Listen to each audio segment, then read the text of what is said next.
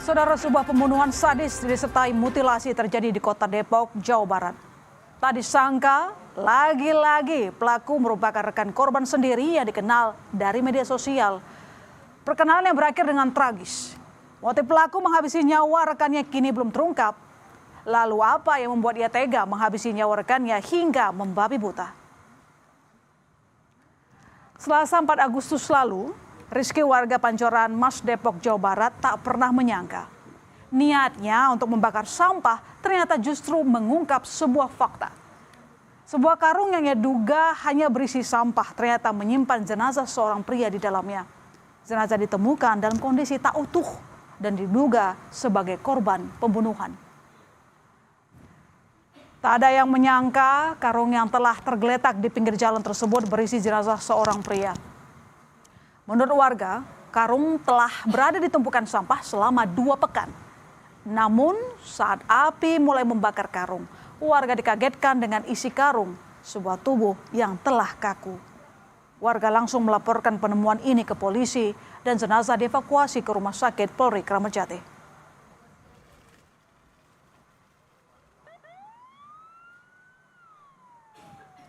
Warga di kawasan Pancoran Mas Depok menyebut sempat mencium bau tak sedap di sekitar lokasi penemuan jenazah dalam beberapa waktu terakhir.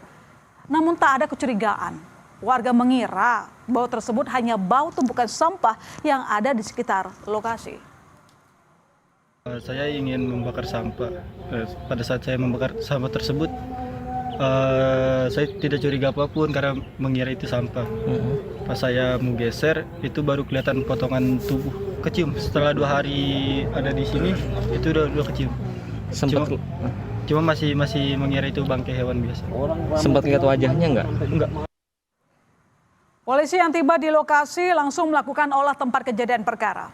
Dari hasil penyelidikan diketahui jenazah tersebut adalah Kunaifi, seorang pria asal Bojong, Pondok Terong, Depok, Jawa Barat.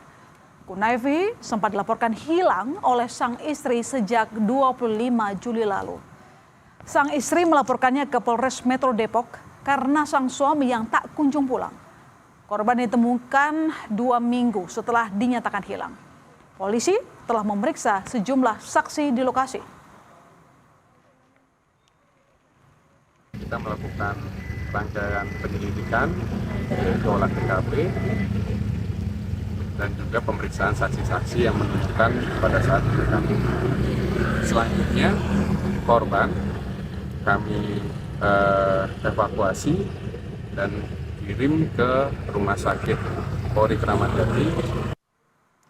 Tak butuh waktu lama, polisi berhasil menangkap terduga pelaku yang tega membunuh dan memutilasi pria yang jenazahnya ditemukan terbungkus dalam karung. Dan lebih mengejutkan lagi, pelaku adalah teman korban. Pelaku ditangkap saat melarikan diri di wilayah Panimbang, Pandeglang, Banten.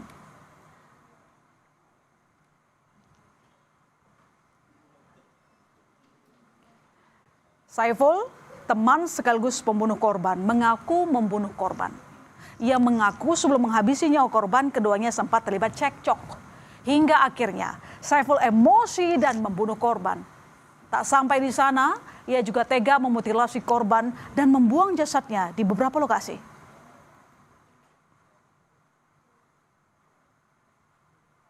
Karena susah bawanya, Bang. Di situ kan ramai orang dan perumahan juga. Di mana?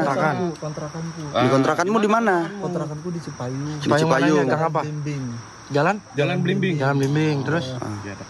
Nah, terus saya tanya, kamu mutilasinya gimana ceritanya? Pakai apa? Pakai pisau yang saya gunain buat nusuk dia juga, Bang. Pisaunya di mana? Ya, Saiful dan korban Kunaifi awalnya saling mengenal melalui media sosial. Perkenalan berlanjut dan akhirnya mereka sepakat bertemu di kontrakan pelaku di Depok, Jawa Barat. Kamis 23 Juli lalu, korban mendatangi rumah pelaku. Itu menjadi pertemuan mereka setelah sebelumnya hanya berkomunikasi via media sosial. Pertemuan berujung cekcok. Di kontrakan tempat mereka pertama kali bertemu tersebut, pelaku justru menghabisi nyawa korban. Usai dibunuh, korban dibuang. Tak hanya itu, pelaku juga membawa kabur sepeda motor dan ponsel korban dan menjualnya saat melarikan diri ke wilayah Pandeglang, Banten.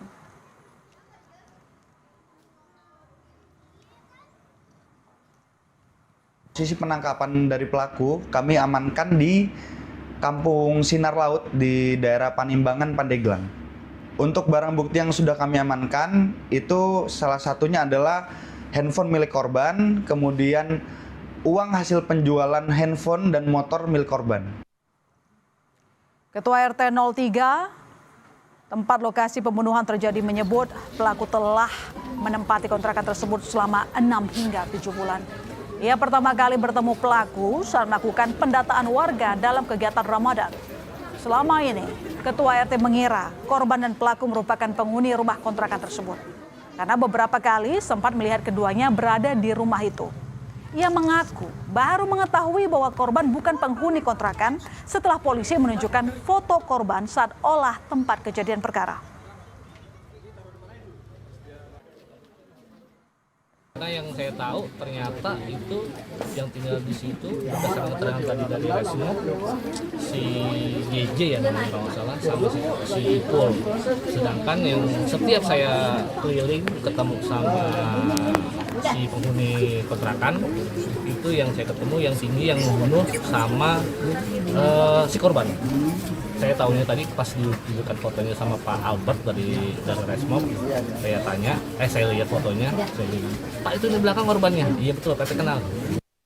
Pemilik warung yang berada tak jauh dari lokasi pembunuhan tak menyangka pelaku yang sehari-hari baik dengan warga tega melakukan aksi keji tersebut. Ia menyebut pelaku sering berbelanja ke warungnya untuk membeli kebutuhan sehari-hari. Pelaku juga pernah membeli karung dengan alasan sebagai wadah sampah. Pertama dia masuk juga pernah beli cuma karung buat katanya yang membuat sampah digantung di depan pagar. Itu biasanya kalau sampah diambil kadang-kadang kan ke bawah tuh sama tukang sampah dibawa. Nah itu habis mungkin itu terakhir dia juga beli lagi. Tim Resmo Polda Metro Jaya bersama Puslapor menggelar olah tempat kejadian di lokasi pembunuhan. Jasad terbungkus karung di Depok, Jawa Barat. Petugas menyisir seluruh sudut ruangan lantai 2 dan menemukan sejumlah bercak darah di lokasi. Polisi juga mengumpulkan sejumlah barang bukti dari lokasi.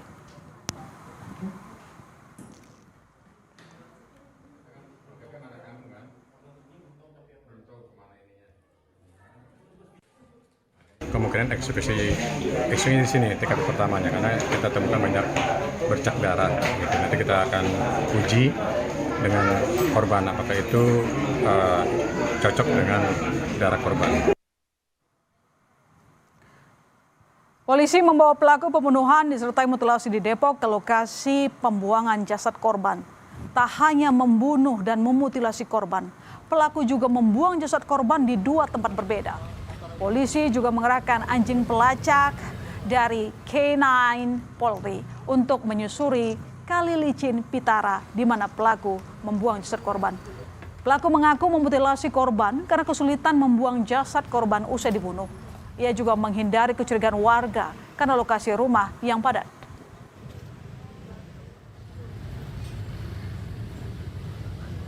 Berdasarkan pengakuan pelaku, dibuang di jembatan di daerah Pancoran Mas. Seperti itu.